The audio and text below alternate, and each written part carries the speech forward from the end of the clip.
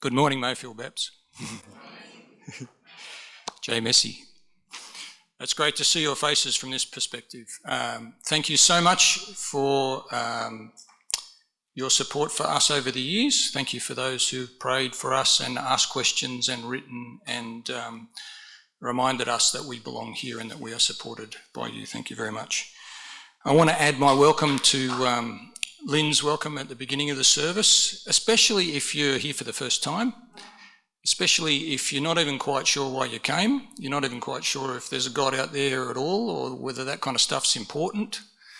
Good on you for being broad-minded enough to turn up and do your own research, and I hope you come back. As Anna said, at our Nepali church each week we say the Apostles' Creed, and we say it in Nepali, and those who can read it off the screen, and those who are illiterate have memorised it and join in, and those of us who are kind of newly illiterate stumble along. A creed is a bunch of sentences that collects together important truths that we think are worth repeating over and over again and reminding ourselves of. So I'm going to have a go at a creed right now. On behalf of us, those of us who aren't here for the first time, but those of us who come regularly. So a creed. We who come regularly really honestly think that God exists and that matters. And that God made the universe, including our world. Well, we don't know exactly how he made it, but it's not an accident. We're not an accident.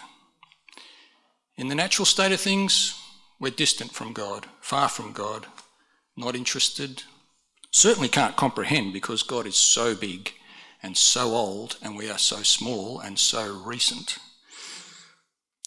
But also we have flaws as humans, we have imperfections, we don't live up to the high standards that God wants for us. But God has gone to extraordinary lengths to bridge that gap between us and him. Extraordinary lengths. God came as Jesus so that we could at least partly understand what God is like. Of course, we'll never understand fully. We're too small and too silly. But we can partly understand, and thanks be that Jesus came that we can comprehend a bit better. And through the life and the death and the resurrection of Jesus, the gap between us and God can be closed. And we can become friends and have a relationship with God. So we're followers of Jesus, those of us who come regularly. We're followers not out of fear, not trying to suck up to God, not worried about what's going to happen to us after we die, but in response to God's great love for us and reaching down to us. This is not a hobby. This is not a hobby that costs us 1 hour a week by turning up to church. Church is the tip of the iceberg. Being a follower of Jesus is a way of thinking, a lifestyle. It changes the way we see everything and everyone. How we see life and death, friends, enemies, work, play, dreams, nightmares, wins, losses, money, poverty. It changes the way we see everything. How we see life, how we experience life, how we hope to live, how we plan to live. All this changes because we want to follow Jesus. How's that? Fair enough statements for those of us who come regularly? Oh, it doesn't mean we think we're better than anybody else, not at all. You know, one of our great Christian thinkers said, if you don't think there's anything you need forgiveness for from God, then Christianity probably doesn't have much to say to you. We don't think we're better than anybody, not at all. We're much more acutely aware of our failings, but we're very thankful for God's forgiveness and to be allowed to be in friendship with him and with each other. Now, Jesus lived about 2,000 years ago, and he was a Jewish man, and the Old Testament, as we call it the Old Testament, existed already when he was around and had existed for centuries, and the laws of the Old Testament were centuries old. And he was asked at least once, possibly more often, what are the most important of those 600 commandments? We know 10 of them are very famous, and you know, 2,000 years later someone made a movie about them, didn't he? But of all those hundreds of commandments, which are the most important? And Jesus answered quickly and confidently, well, there are two. One is to love God with all your heart, soul, mind and strength. And the other is to love your neighbour as you love yourself. Both quotes from the Old Testament, from Deuteronomy and Leviticus. And he didn't invent the idea. These are centuries old, these ideas, and were the common answers to that question. And in fact, someone else answered that question that way, and Jesus congratulated him for being right about it. So this morning I want to focus on one of the words in those two big commandments, the word mind. Love God with all your heart, soul, mind and strength. Because the way we think dictates our attitudes, and our attitudes dictates what we do. And what we do is really important. And the New Testament especially is very big on, well, you can believe things and you can have opinions and you can say stuff, but what you do really matters. Next slide, I think. Yeah. So it's May Mission Month here. I know, it's already been said, it's not May, okay? It's like an April Fool's joke at the end of the month instead of the start of the month. What did Nathan say last week? Something but not yet? Now but not yet? Thank you. Now but not yet. Only 13 hours to go. So mission is a slippery word, isn't it? You know, when I hear the word mission, I often think of military things. You know, it's a military mission. Someone's made this plan and people are going to risk their lives and go and do this, you know, military thing in a war, I suppose. My dad was in the Second World War, but thankfully not in that kind of area of work. Sometimes it's a bit of a scary word, you know, if you describe someone as, oh, yeah, she's a woman with a mission, or he's a man on a mission, you know, well, look out, you know, they're going to be in your face, they're going to ask you to sign up, you know, pay some money, whatever, you know, they're a bulldozer, look out, man on a mission. Of course, missionary comes from the word mission, and these days, I'm sorry to say, in places here in Australia, even in Newcastle, missionary is not a nice word at all. It's more like an accusation than it is an occupation.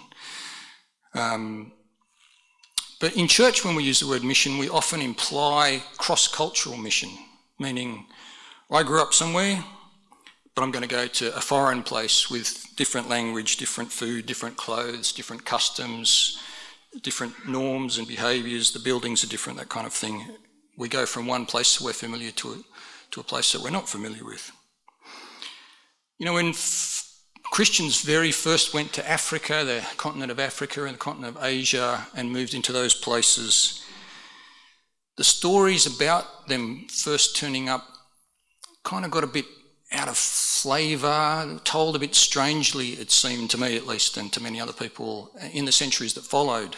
It was almost like in telling the story of those first Christians who went to those places, that a man with white skin arrived and had a bag and pulled out of the bag a Bible, and pulled out of the bag a gun, and pulled out of the bag some Western clothes, and pulled out of the bag God. And then finally, guns and God and Western clothes appeared in those places. And I'm pretty sure that the people who first went to Africa or Asia would be pretty unhappy to hear the story told that way.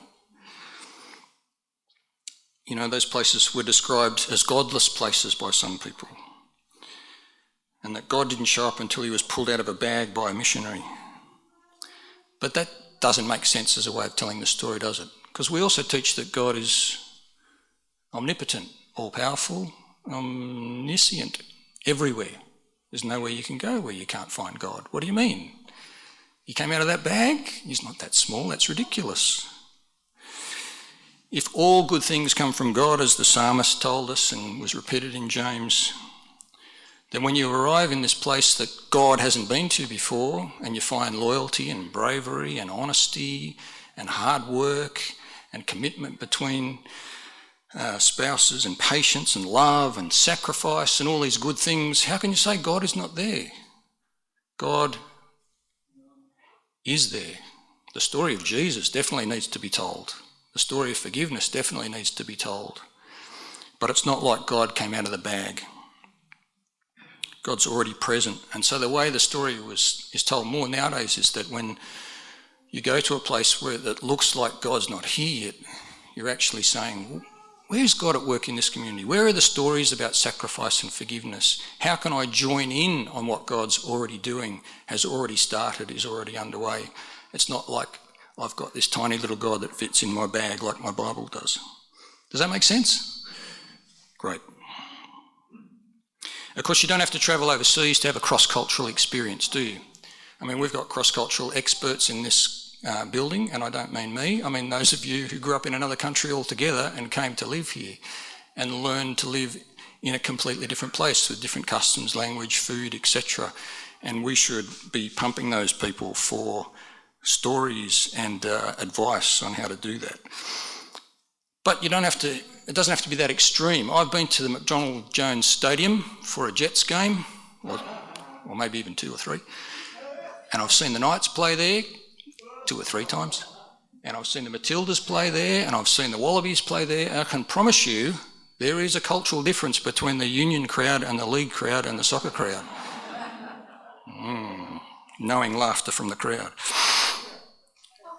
Depending on how you grow up, I grew up very straight in a church like this. The first time I walked into a pub, I just felt really, really, out of place. I don't know how to stand, I don't know how to look, I don't know what to do. Everybody's staring at me and thinks I'm an idiot, I wasn't that important, of course.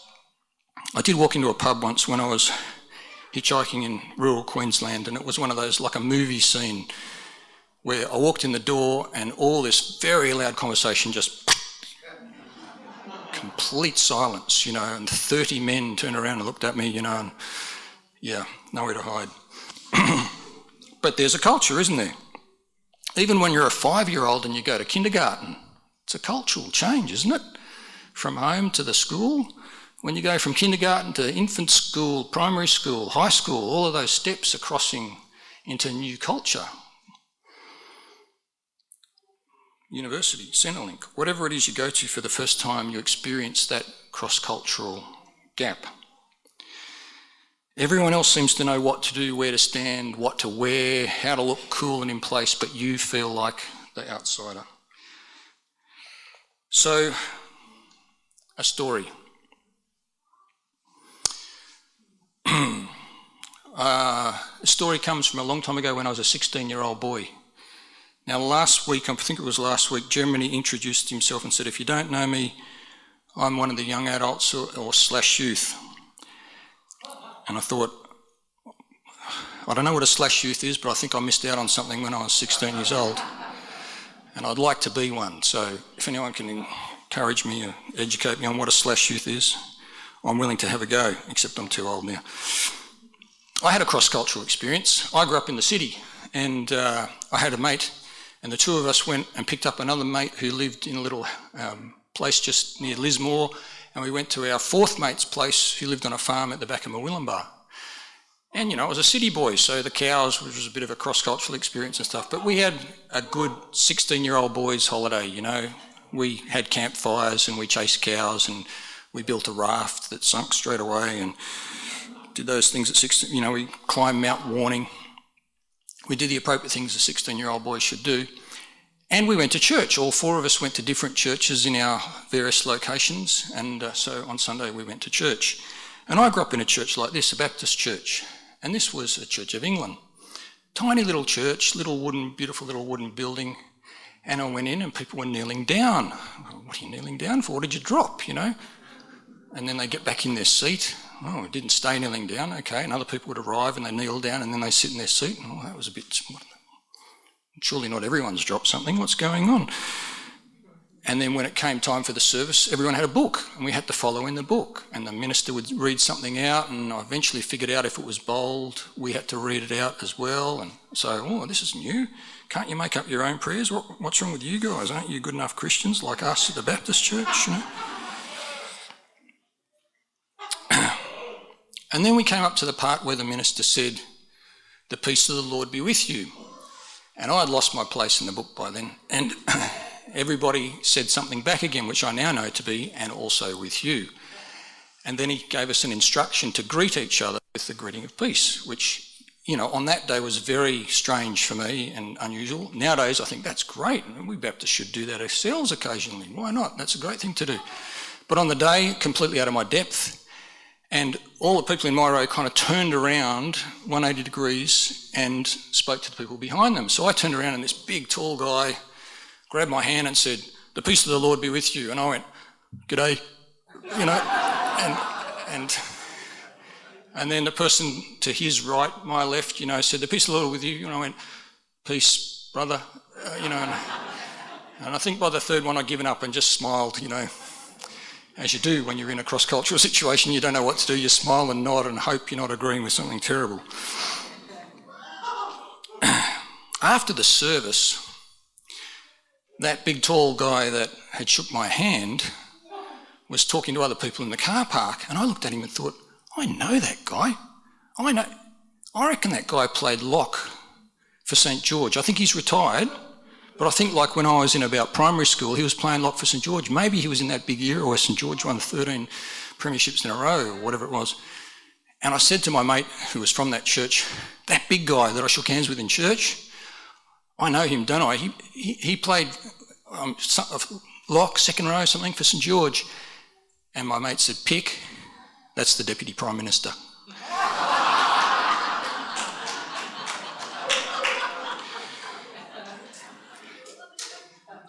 So there's enough grey hair in this audience this morning.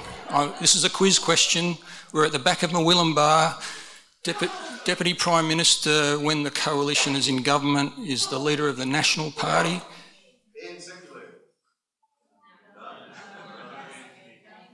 Who said that? Doug Anthony.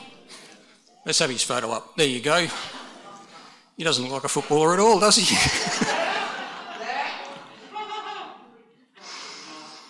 So there's two teaching points from my story. The first teaching point is back in the 60s and 70s when we built 16-year-olds who were not slash youths, we thought we knew everything. When you're 16, don't you think? If there's any 16-year-olds left in the room, can I promise you we make much better models these days than we used to when I was 16. But boy, you need reminders when you're a teen, don't you, that no, you think you know everything, but of course you don't. A much more important lesson is there's something about that person that rings a bell. There's something about that guy that rings a bell. I think it's St George, but it wasn't. It was much more bigger than that. And don't worry, I've made a much worse mistake than that with famous people. And if you ask me to speak again one day, I'll tell you that story. But on this day, there is something about that person that rings a bell. And I think that will be a great way to approach everybody that we meet. Everybody that we meet, it says in our Bible, has been made in the image of God. And though we don't exactly know what that means, it must mean we should respect. We should listen properly. You don't have to agree with everything. You don't have to approve of everything they do.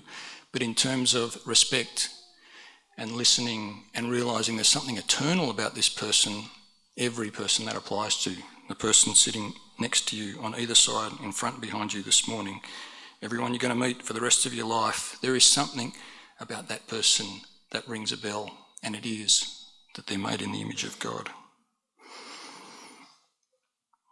So it's May Mission Month, some things to consider, some challenges for us. The first, let's think about thinking. Love God with all your heart, soul, mind and strength. I said in my creed that knowing and following Jesus changes the way we think and see everything. Work, play, money, poverty, dreams, nightmares, being a son, being a daughter, being a parent, being a slave, being a master.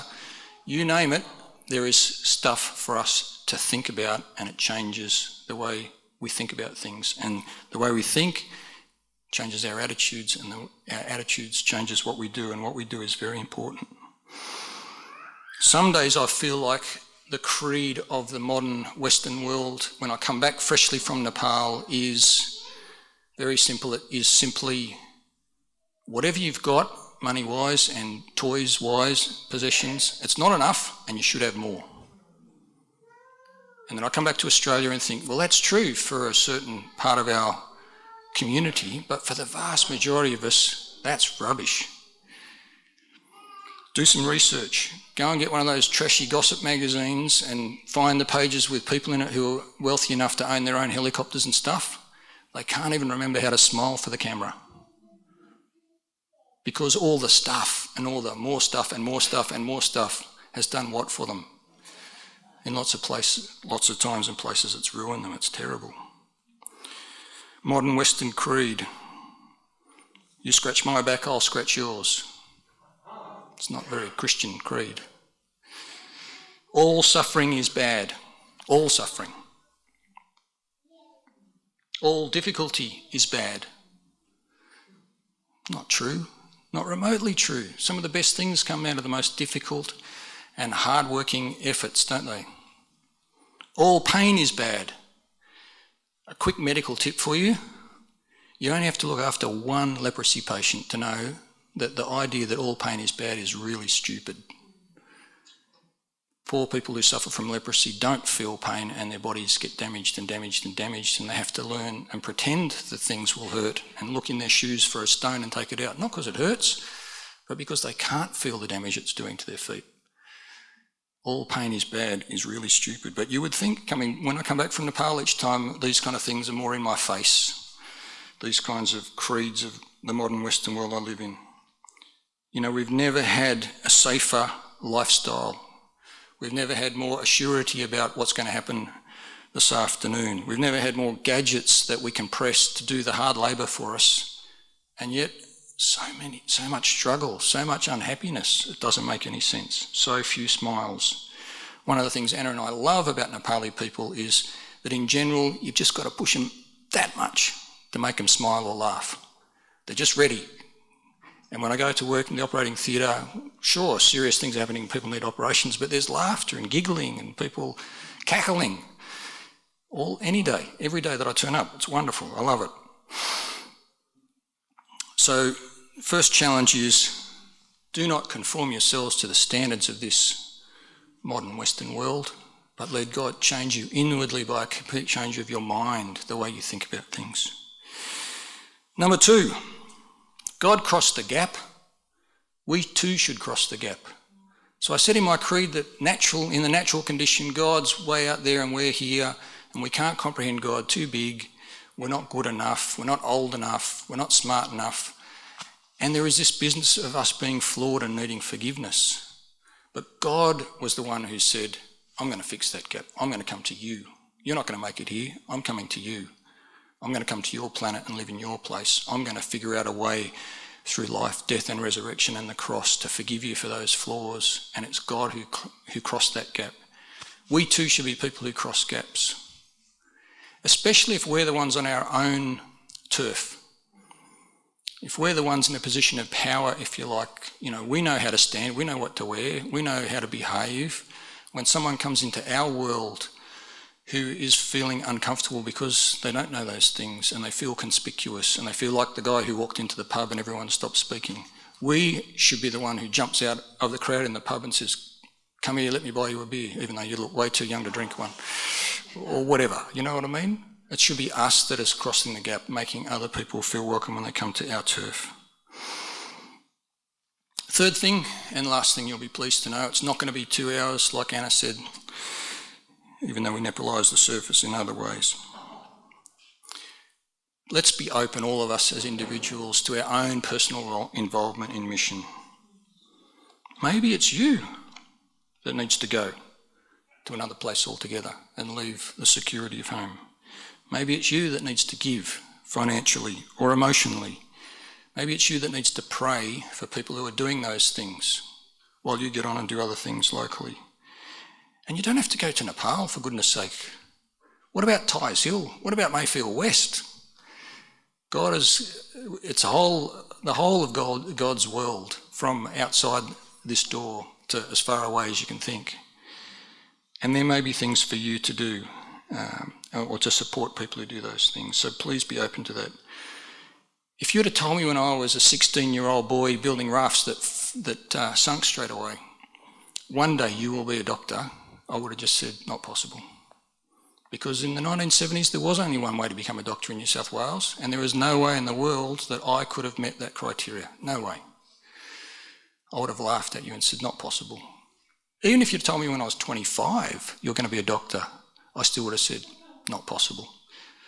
Hadn't even thought about it. If you'd have said to me when I was 15 or 25, you're going to go and live in another country and you're going to be there more than you've been in Australia at one period of your life for a pretty long time, I would have said, no, I love Australia. That's not me. Someone else might do that, not me. But here, that's the way the story ended up, isn't it? So please be open to what God has for you to do. Thanks for listening.